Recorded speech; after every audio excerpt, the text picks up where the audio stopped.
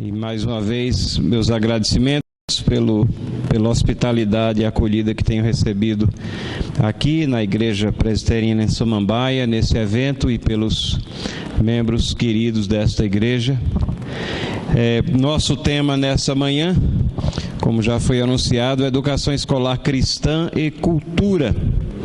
Talvez a gente pudesse colocar como um subtítulo: como o cristão pode interagir com o mundo à sua volta. Qual é a interatividade que nós podemos ou devemos ter com o mundo à nossa volta? Educação escolar cristã e cultura. Nós precisamos, aqui já...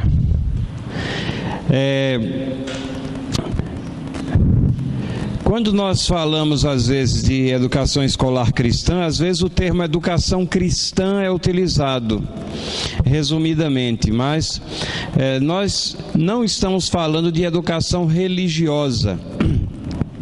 Educação religiosa é aquela que se processa no contexto da igreja, às vezes no contexto do lar, é onde nós ensinamos sobre as doutrinas da palavra de Deus, é onde nós examinamos as diretrizes de Deus para a nossa vida. Educação escolar cristã é diferente, porque nós estamos falando de o ensino em todas as áreas do conhecimento.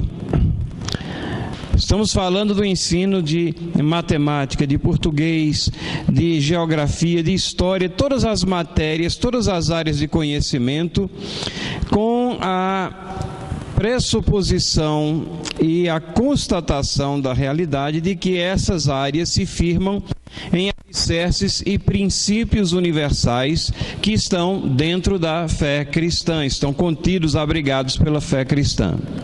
Então, a educação escolar cristã é aquela educação escolar que reconhece a pessoa de Deus, reconhece as interações que Deus tem com a sua criação e aprecia o papel de Deus como fonte do saber, como fonte de tudo aquilo que é processado, ministrado dentro da educação escolar.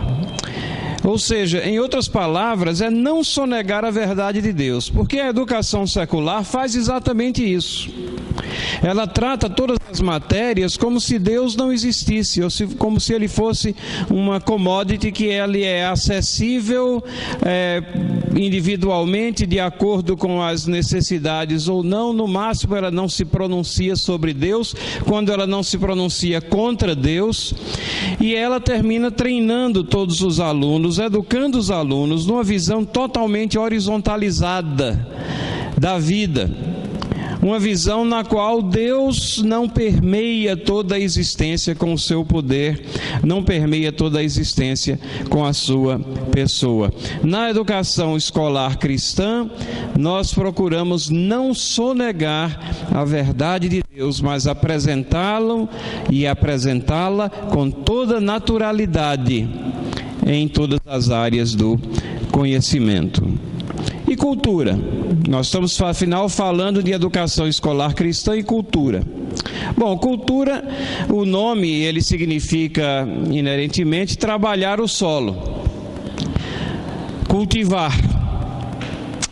Mas, no sentido que ele é utilizado coloquialmente, significa a aplicação do conhecimento humano em atividades que possuam mérito ou qualidade. A aplicação do conhecimento em atividades que possuam mérito ou qualidade. Quando o conhecimento humano é aplicado em algo que vai ter mérito ou qualidade, aquele conhecimento humano vai estar produzindo cultura, vai estar produzindo alguma expressão cultural. Mas cultura pode significar também não somente a produção, mas o nosso envolvimento, o envolvimento de pessoas na apreciação dessas atividades que possuam mérito ou qualidade. É importante esses qualificativos aqui. Pode significar também as expressões artísticas, e culturais aquelas que firmam os distintivos de um povo, os diferenciais de um povo. Então, nesse sentido, fala-se em cultura brasileira, cultura norte-americana, cultura europeia.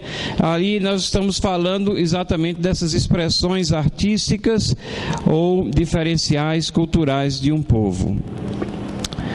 Duas perguntas que, como cristãos, elas são importantes para nós e que nós temos que fazer.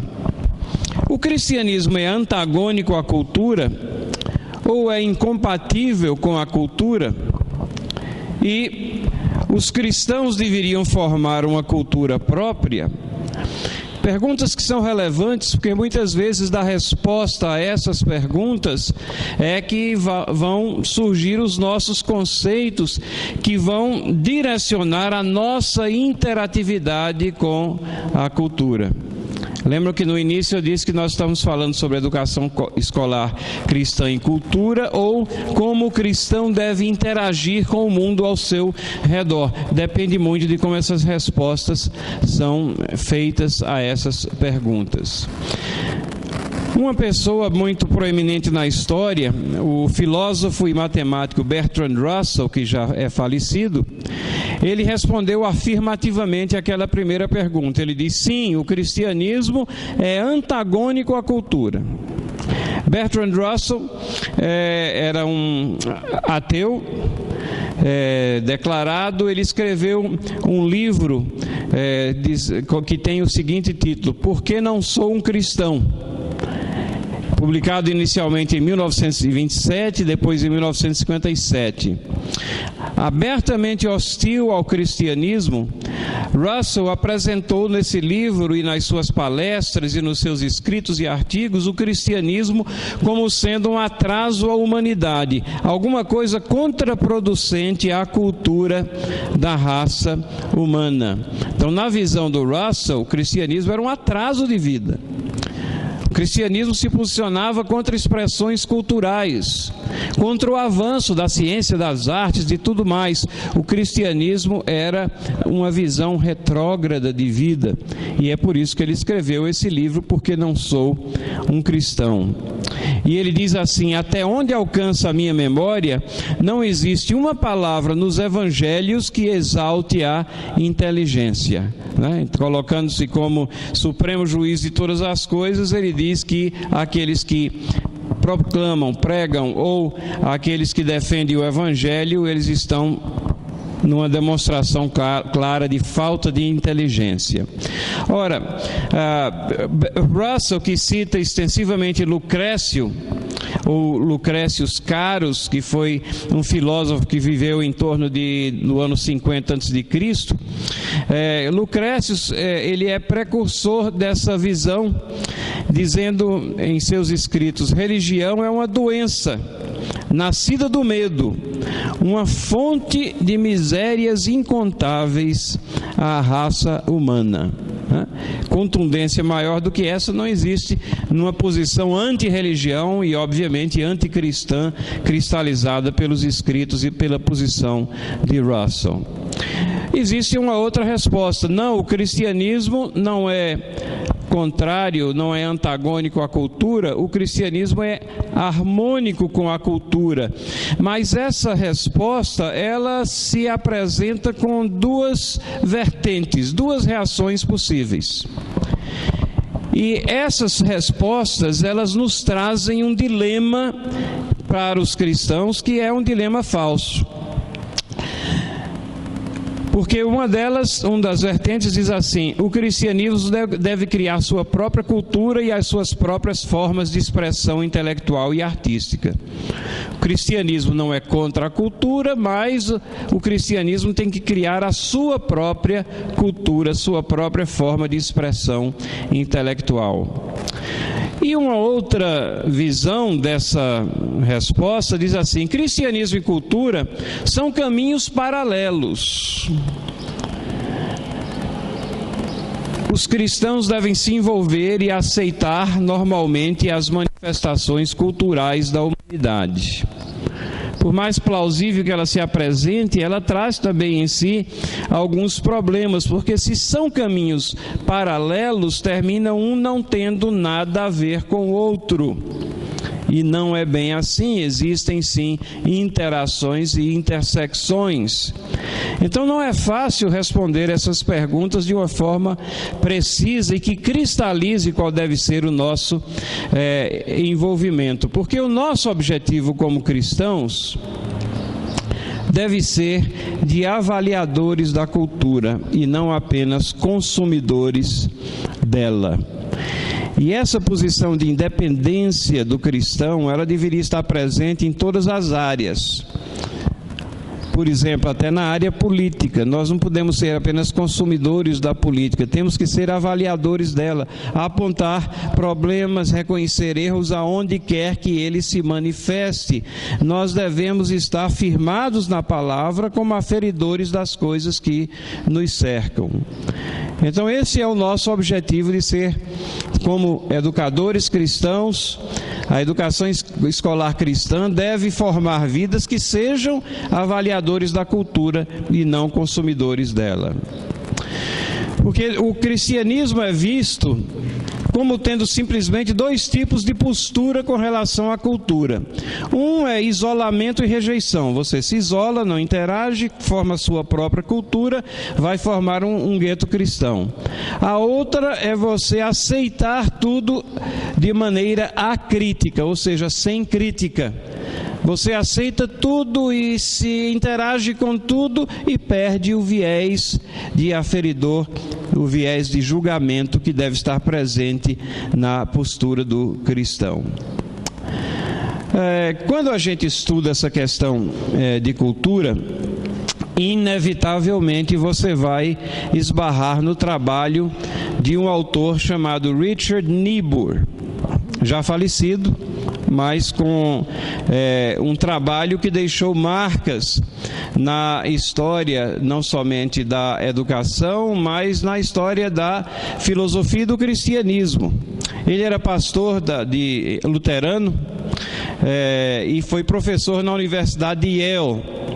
E naquela ocasião, em 1951, ele publicou esse livro, Cristo e Cultura, que é um dos clássicos. Esse Richard Niebuhr é irmão mais novo de Reinhold Niebuhr, que foi um teólogo neo-ortodoxo, muito conhecido nos círculos teológicos.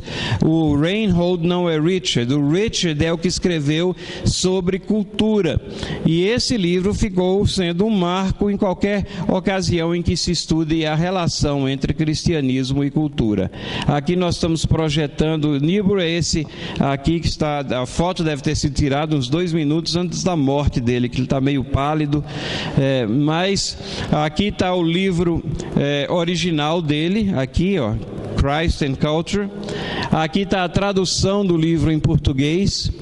E esse aqui no lado direito é uma edição comemorativa dos 50 anos do livro, com prefácios atualizados, com ensaios comentando o livro e a repercussão do livro.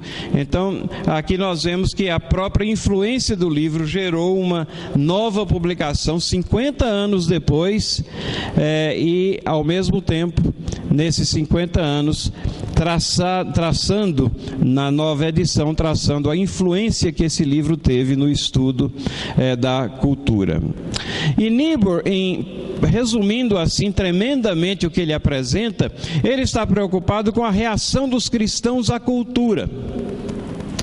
Ele está tentando descrever como é que cristãos reagem às culturas, está fazendo uma análise daquela situação que ele enxerga. E ele coloca 5 reações possíveis à cultura.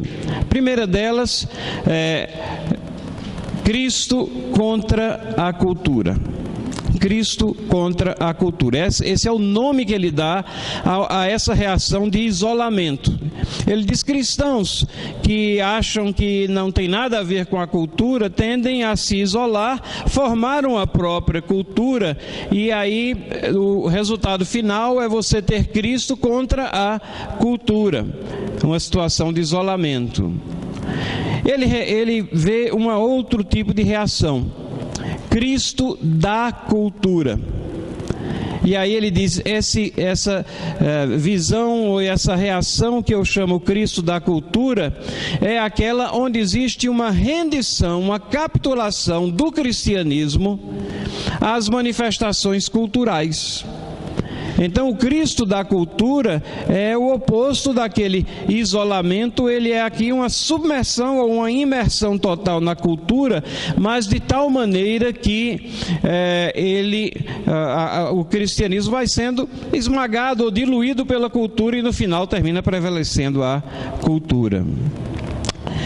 Alguns cristãos, diz Niebuhr, optam por um discurso que diz, não, Cristo está acima da cultura, supracultura.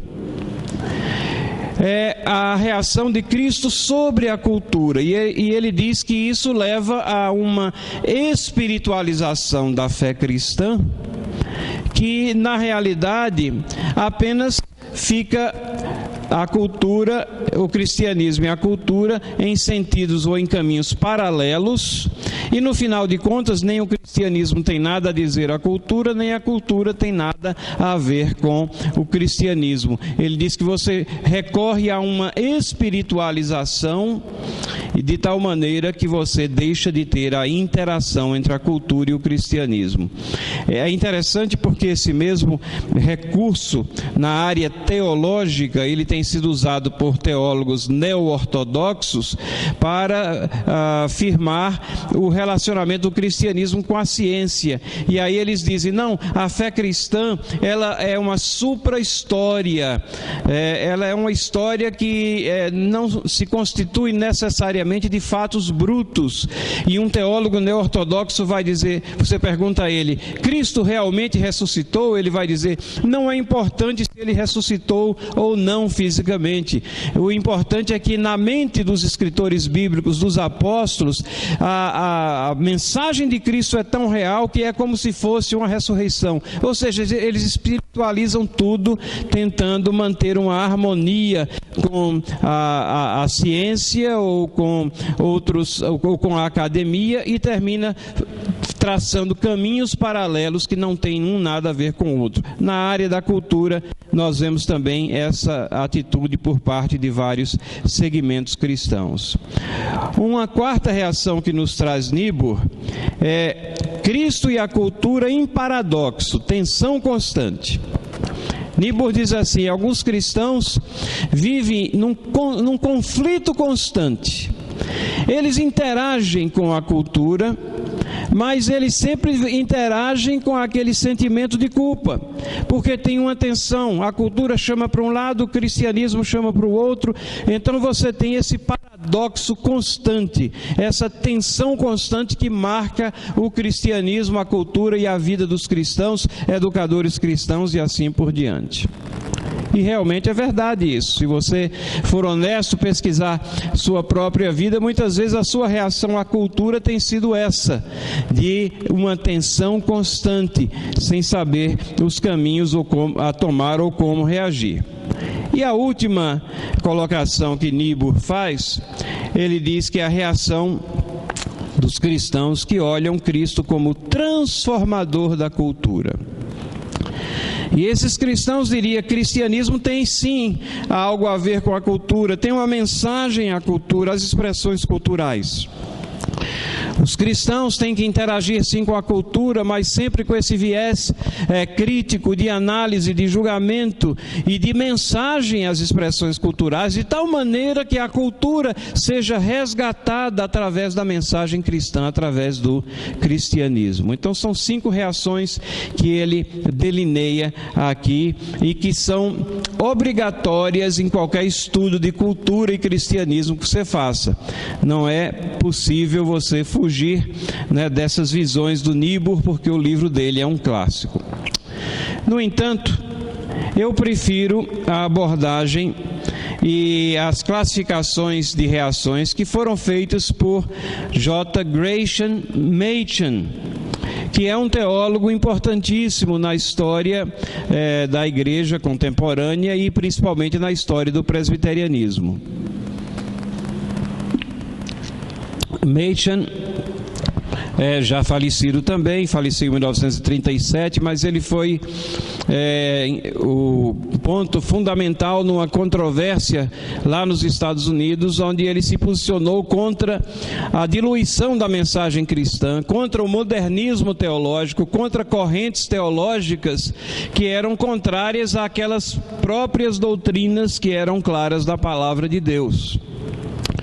E como fruto do trabalho do Machen, fundaram-se muitas missões, muitos esforços missionários. Fundou-se o Seminário Teológico de Westminster, que tem sido um formador de grandes mentes na fé reformada, e fundou-se uma igreja chamada Igreja Presbiteriana Ortodoxa, uma denominação que saiu da Igreja Presbiteriana dos Estados Unidos, que essa última provou a sua vertente liberal e principalmente em últimas e recentes decisões. Mas Machen aponta uma visão um pouco mais simplificada do que aquelas 5 classificações que Niebuhr nos traz.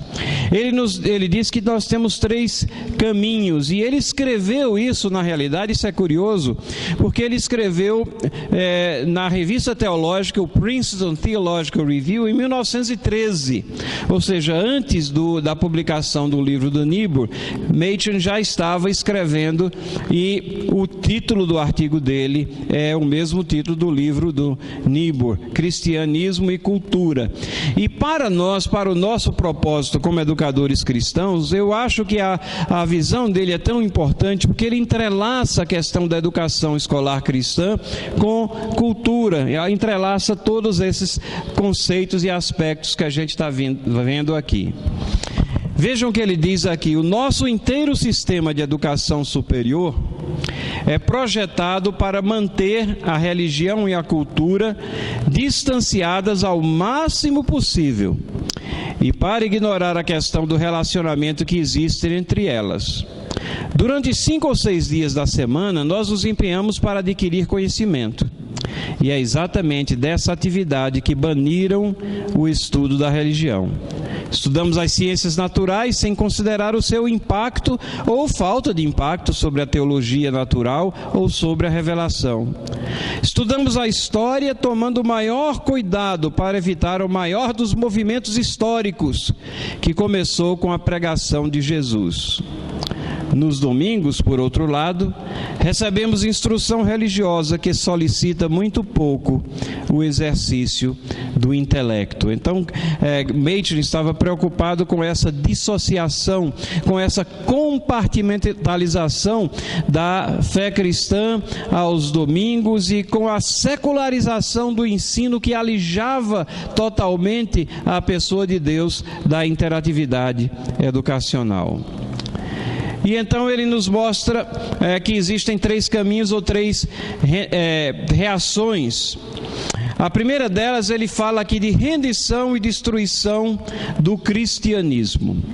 E isso acontece, na visão do Machen, quando há uma subordinação da crença, da nossa fé, aos modismos da cultura. Quando você começa a subordinar expressões da sua fé, expressões cristãs aos modismos da cultura, você está se rendendo e você está contribuindo para a destruição do cristianismo. É semelhante a uma daquelas reações que o Niebuhr colocou, mas Machen aborda isso aqui com maior pertinência, na minha opinião. E ele diz assim: essa solução está sendo favorecida realmente, apesar de inconscientemente até certo ponto, por uma grande e influente parte da igreja contemporânea.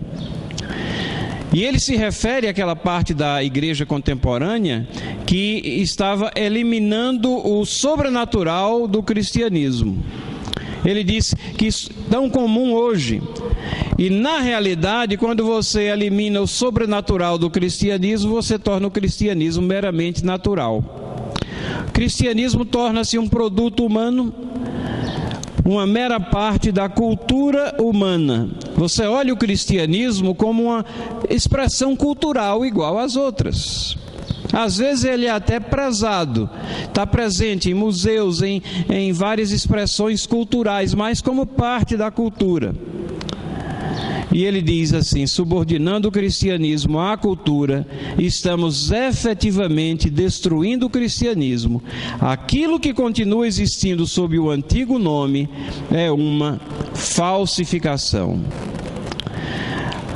A segunda reação que o Machen coloca aqui é aquela que vai operar a rejeição e destruição da cultura. E ele diz, é aquela reação dos cristãos, que os cristãos têm, quando olham a cultura sempre com desconfiança. Desconfiam das expressões culturais. E ele escreve o seguinte, ele diz assim: argumenta-se que a cultura deste mundo deve ser pelo menos algo indiferente aos cristãos. Deixa a cultura rolar, você está aqui praticando a sua fé, isso é o que importa.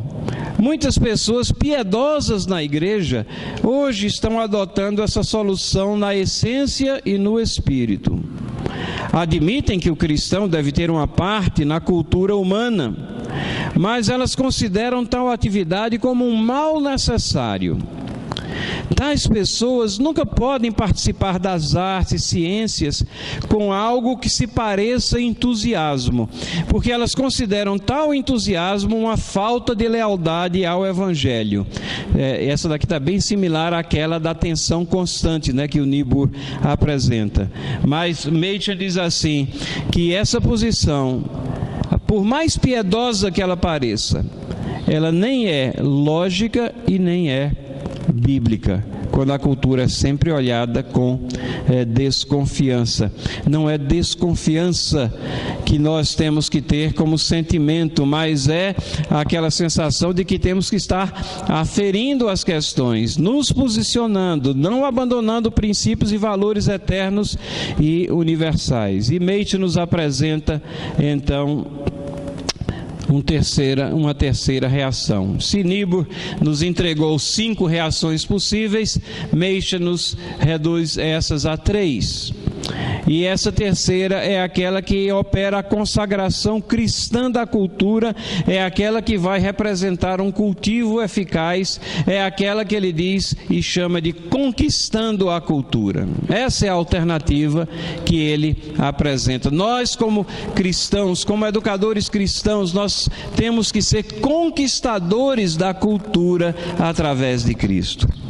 Machen diz o seguinte: em vez de destruir as artes e ciências, ou ser indiferentes a estas, vamos cultivá-las com tanto entusiasmo quanto fazem os verdadeiros humanistas, mas ao mesmo tempo consagrá-las ao serviço do nosso Deus. Em vez de sufocar os prazeres provenientes da aquisição do conhecimento ou da apreciação do que é belo, vamos aceitar esses prazeres como presentes do nosso Pai Celestial.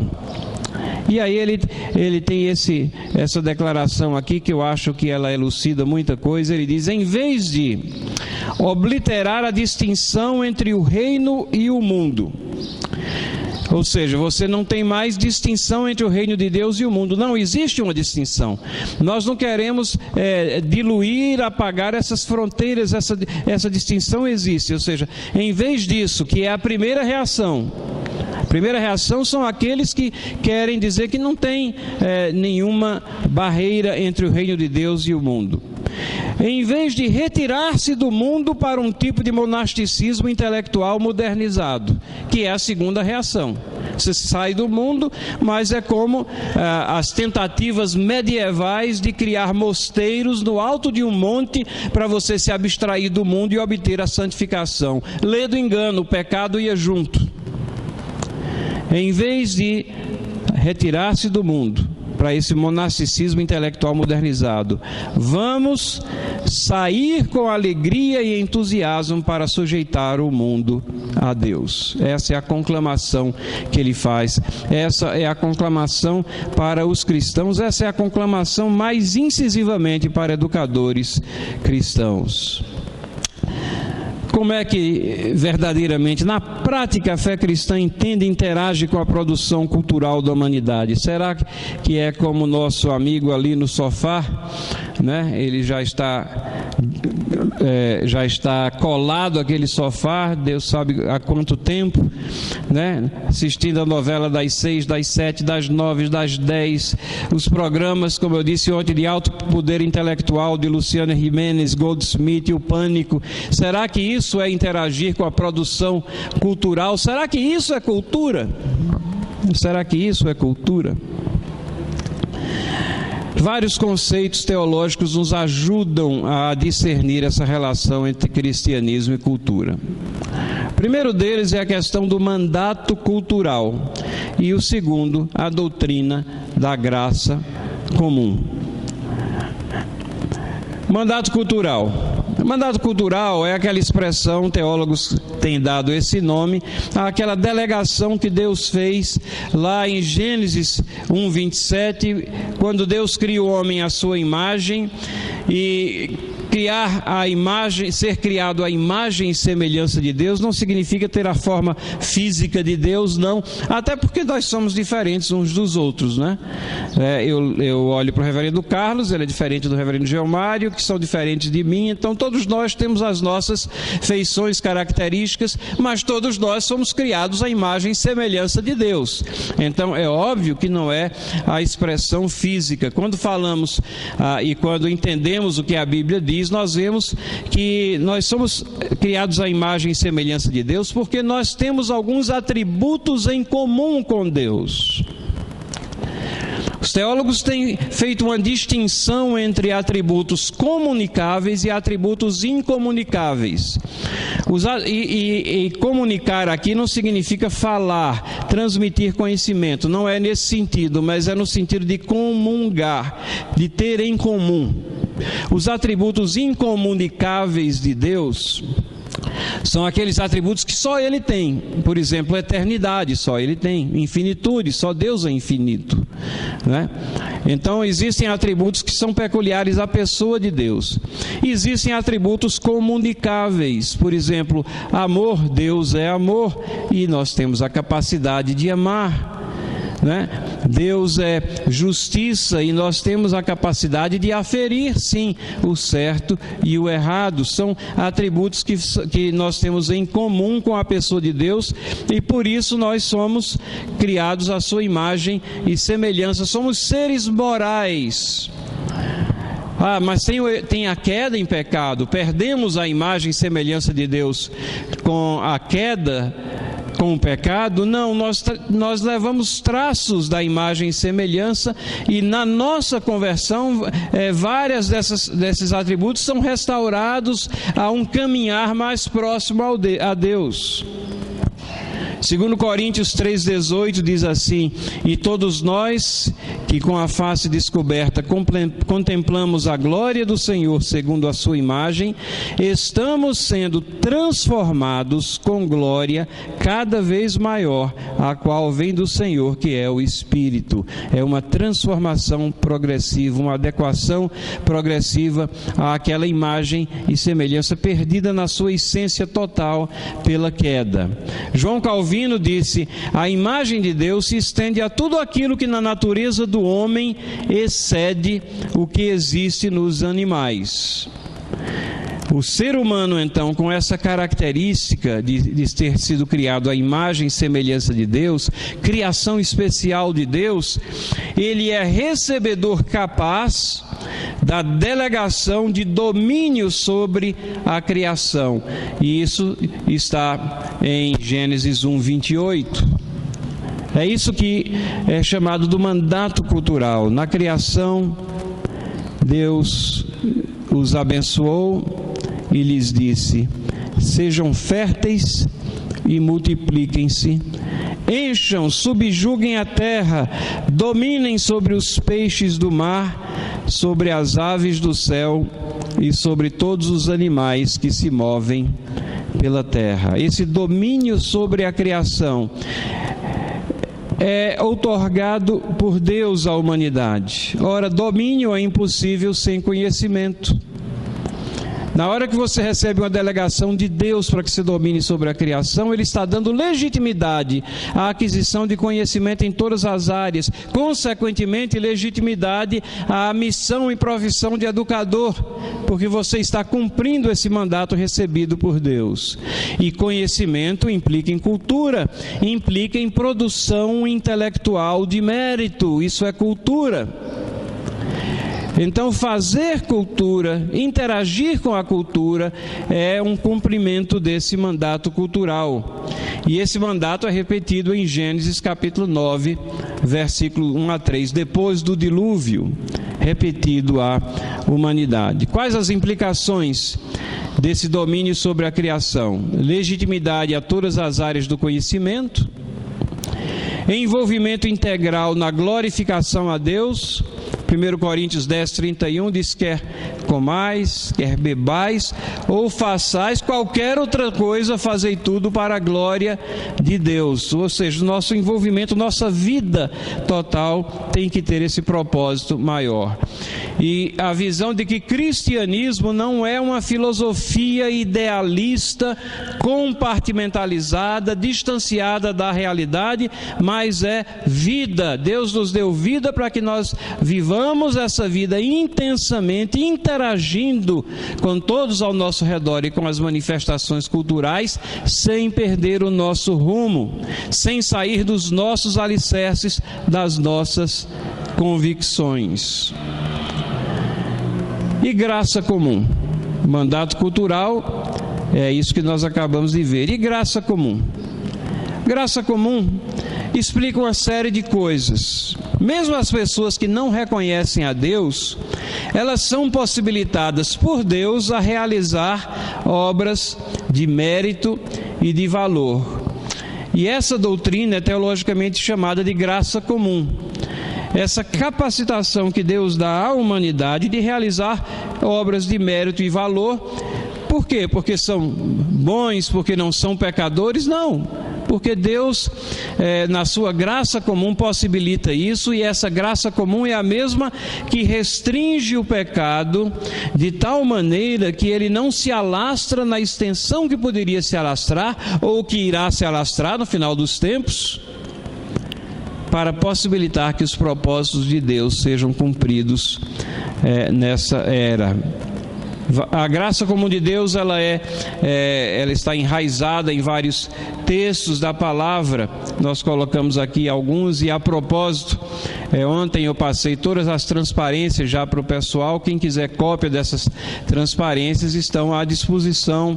Depois, não sei como é que o pastor vai fazer, se vai colocar no site, mas pode utilizar à vontade, da forma como for mais proveitosa para vocês.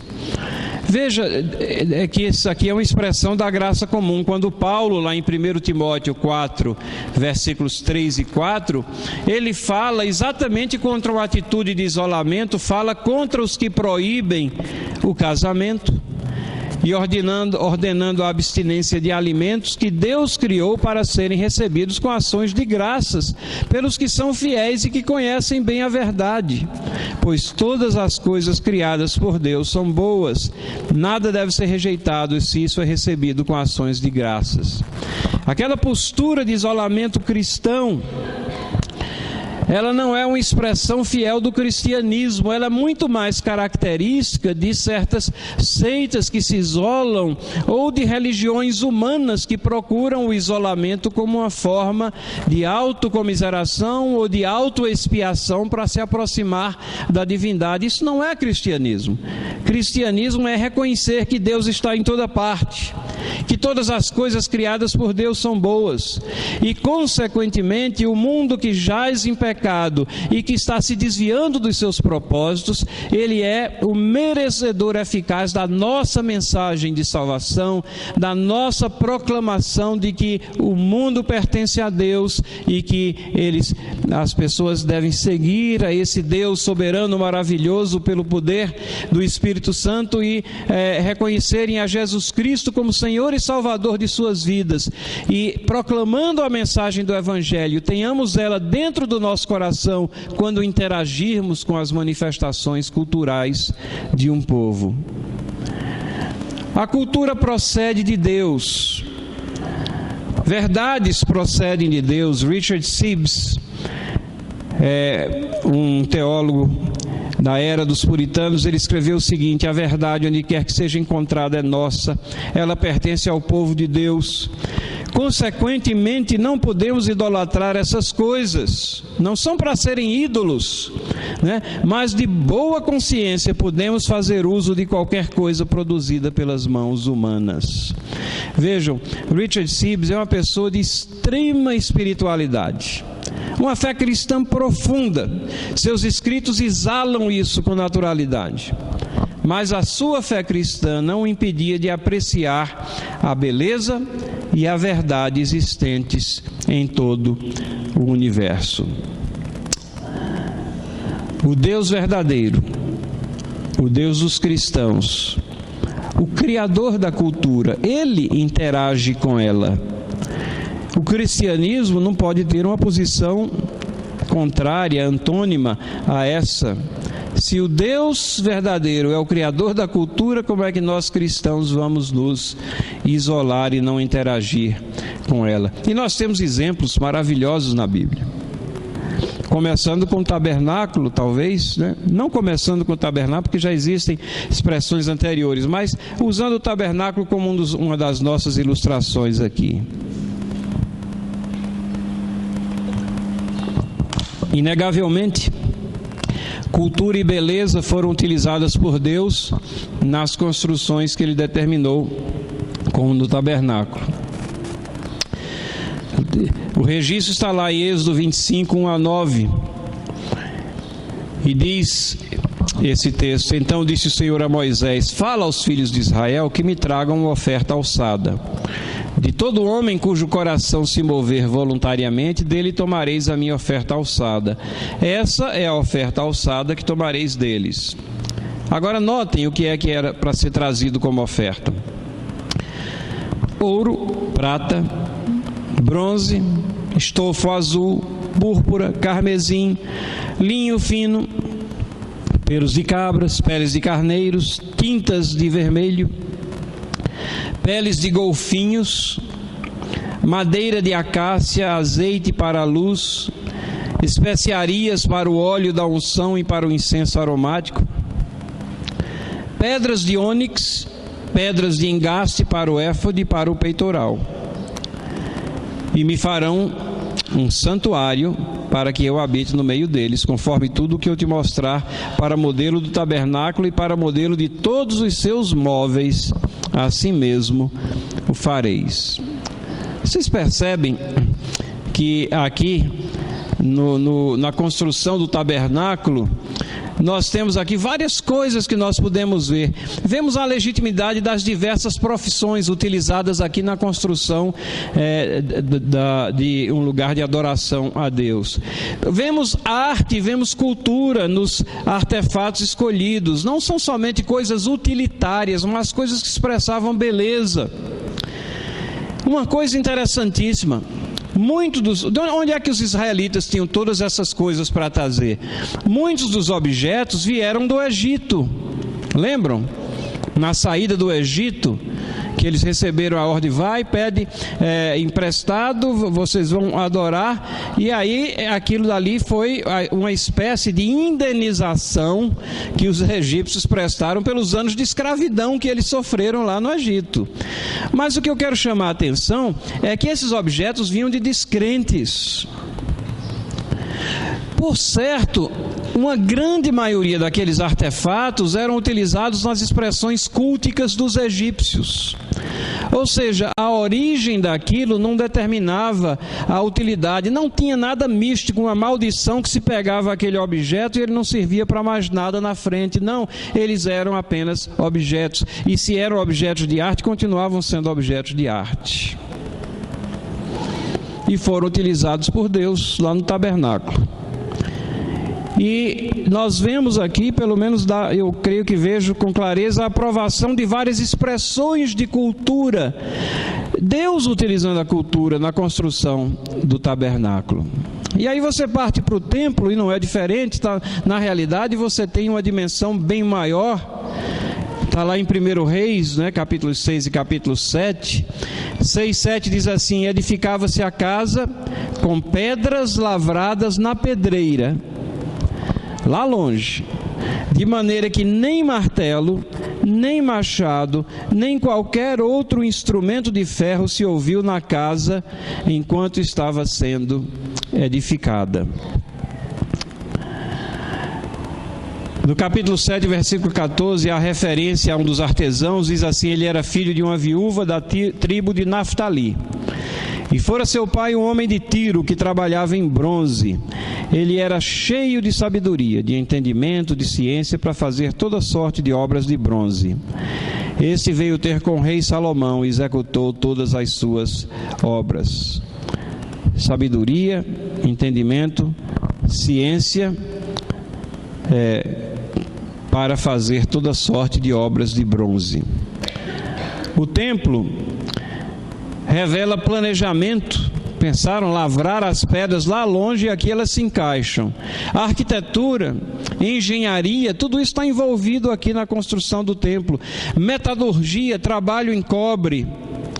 Várias implicações acadêmicas aqui para nós como educadores cristãos. Ciências exatas sendo utilizadas, matemática, física, química, habilidades artísticas aqui. Um nível de excelência, um nível superior à média. E o templo é chamado lá no capítulo 8, versículo 41, de um símbolo, e em 8:27 de um testemunho. Ou seja, no templo nós temos um selo de aprovação divina naquelas coisas que o homem produz de belo. Temos Deus utilizando isso dentro da própria casa de adoração que Ele manda construir. E temos as diversas habilidades e profissões utilizadas para a glória de Deus, né? Uma interatividade total com as expressões culturais. E a Nova Jerusalém, lá em Apocalipse capítulo 21. São utilizadas várias metáforas no texto, né? Como? Porque a Nova Jerusalém, gente, é futuro, é uma situação difícil até de a gente vislumbrar, de compreender. E o texto, ele é interessante como ele usa, as ruas eram como, e o como está sempre sendo utilizado ali, porque está ancorando essa percepção projetada naquilo que nós conhecemos das coisas que são precisas, bem feitas e belas. A Nova Jerusalém é apresentada como sendo uma construção magnífica, com muralhas, portões, perímetro, pedras preciosas, metais preciosos. Ela representa, na visão escatológica final, uma glorificação da cultura que reflete a glória de Deus. Não existe templo na Nova Jerusalém. Deus reside no meio da glória e da beleza. Mas eu vejo através de toda a Bíblia, Deus, o Deus da cultura, interagindo com as expressões culturais do povo. Então, só relembrando, nós falamos aqui que envolvimento na cultura e nas profissões não é desvio de percurso para o cristão. Excelência e alto nível acadêmico e profissional é obrigação do cristão. O cristão procura conquistar tudo para a glória de Deus, e vemos que a criação não é só utilitária, mas ela é beleza e harmonia estética. O cristão considera Deus como Criador, rende-se às suas demandas e proclama a reconciliação a Ele através de Cristo, do poder do Espírito Santo. E cultura é o resultado da aplicação do conhecimento humano, desenvolvimento de coisas e atividades que possuem mérito e qualidade, o envolvimento de outras pessoas no estudo, na apreciação, na compreensão dessas coisas ou atividades, características de uma civilização ou de um povo. Qual o desafio da educação escolar cristã, considerando essas coisas? O educador cristão tem que ter uma análise precisa da situação, porque a visão secular desse tema é que tudo é cultura. Hoje em dia, as coisas mais absurdas são colocadas como cultura. Eu moro lá em São Paulo, onde você tem pichação em tudo quanto é lugar. Em vez de você coibir a pichação, você diz, não, isso é uma expressão cultural. E aí você tenta canalizar, talvez trabalha 1 ou 2 pessoas que começam a fazer alguma coisa com um pouco mais de arte, mas o resto campeia solto, não pode ser nem contestado, porque é expressão cultural. O educador cristão tem que ter discernimento moral sobre as manifestações culturais.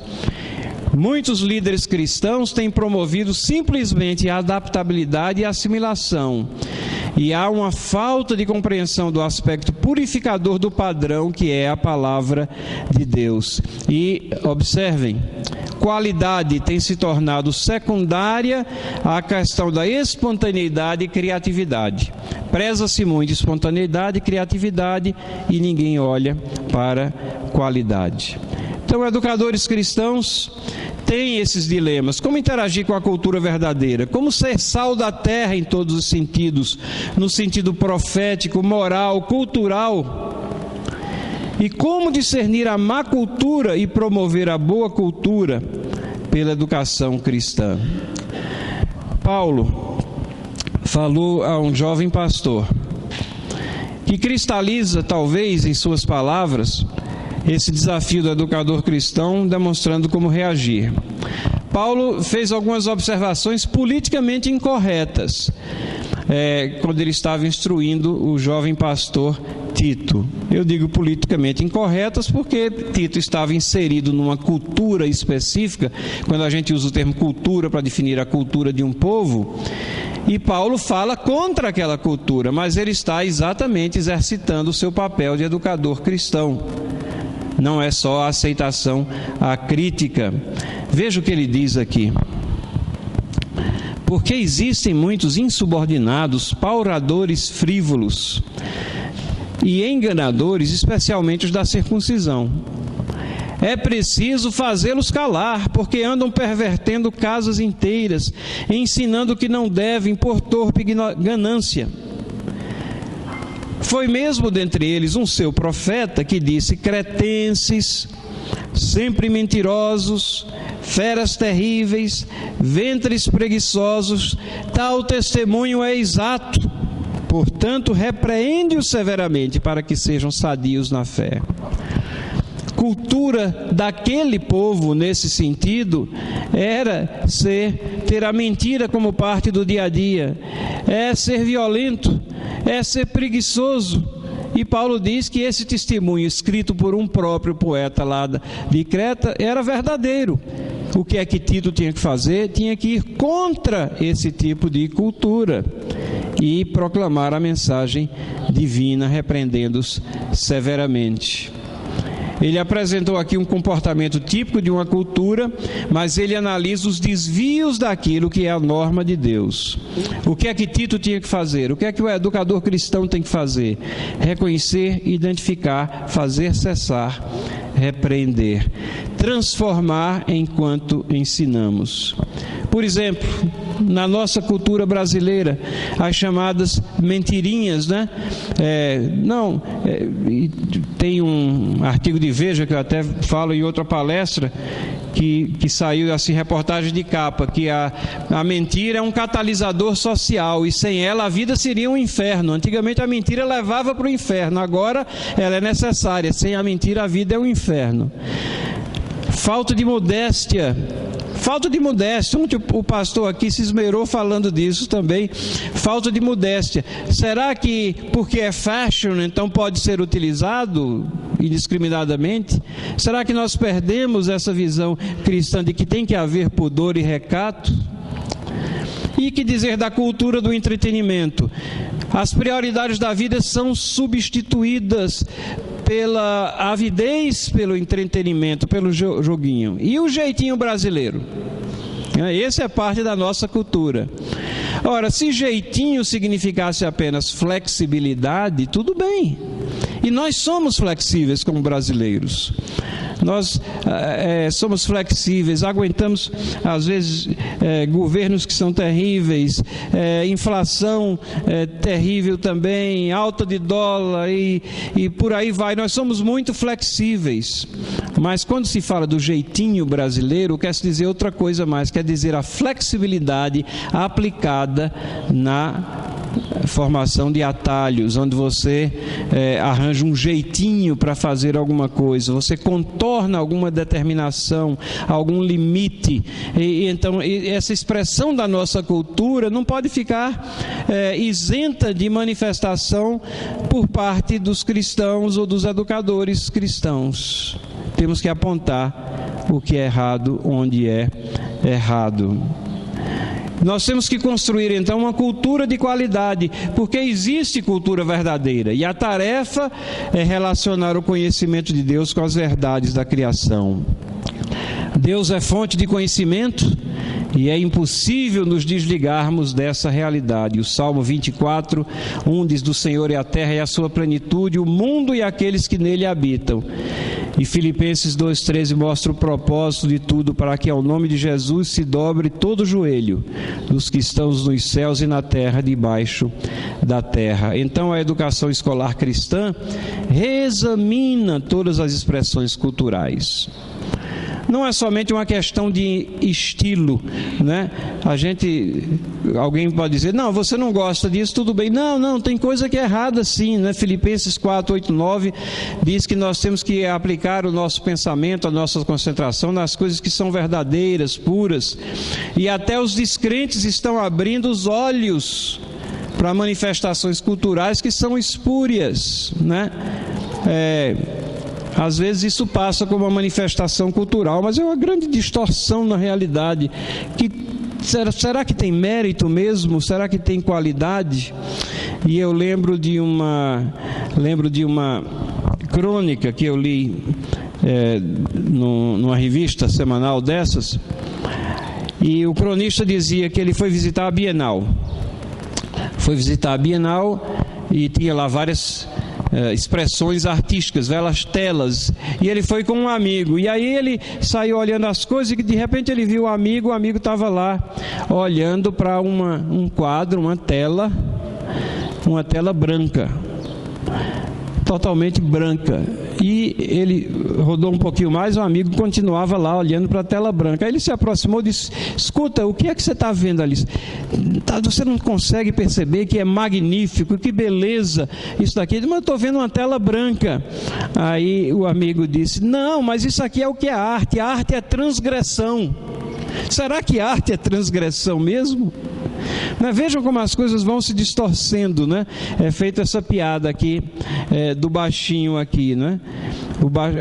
As pessoas olhando, os intelectuais olhando lá, e aí o baixinho, que é o pintor, se aproxima e diz: não existe qualquer mensagem intelectual no meu trabalho, é que eu sou baixinho, não consigo preencher toda a tela, né?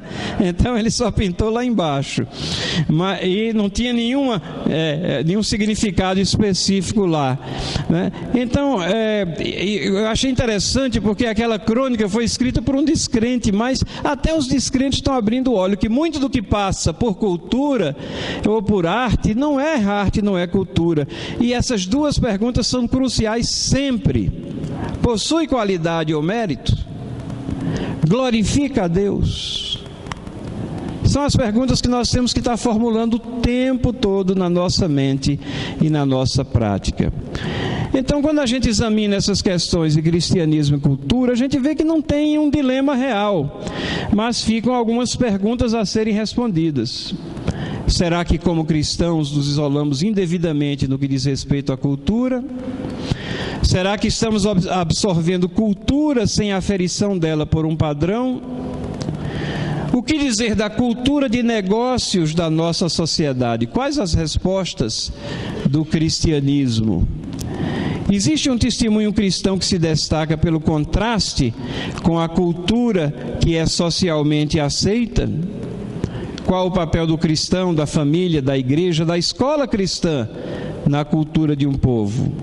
O que é que nós podemos fazer pessoalmente para honrar a Deus em todos os aspectos de nossas vidas? A cultura de qualidade, quando ela é fomentada pela educação escolar cristã, ela resulta num testemunho impressionante. E isso está lá em Deuteronômio 4, 5, 6, onde nós lemos primeiro uma tarefa: eis que vos tenho ensinado.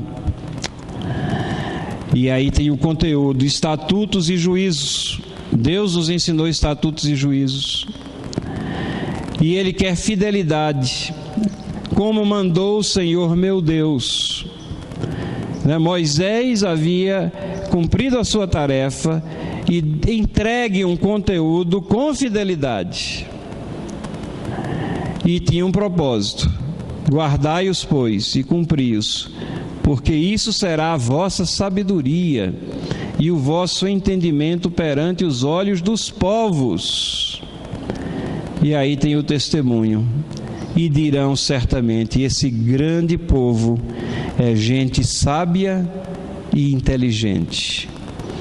Então, uma tarefa recebida por Deus, que tem um conteúdo magnífico, e quando é exercido com fidelidade, com o propósito de que nós venhamos a guardar os estatutos e juízos de Deus, vai resultar num tremendo testemunho. E o texto diz: para os povos, para os descrentes, para aqueles que estão ao redor. Então, a prática da verdadeira educação escolar cristã vai formar cidadãos que caminharão eticamente, caminharão socialmente e solidariamente, caminharão debaixo das diretrizes e temor de Deus. E a prática da verdadeira educação escolar cristã tem consciência de que somos peregrinos desse mundo, mas fomos aqui colocados para transformar a sociedade na qual vivemos, e como tal apresenta Cristo como a plenitude de Deus para todas as culturas, porque o objetivo de tudo é a glória de Deus. Muito obrigado pela atenção de vocês nessa primeira palestra.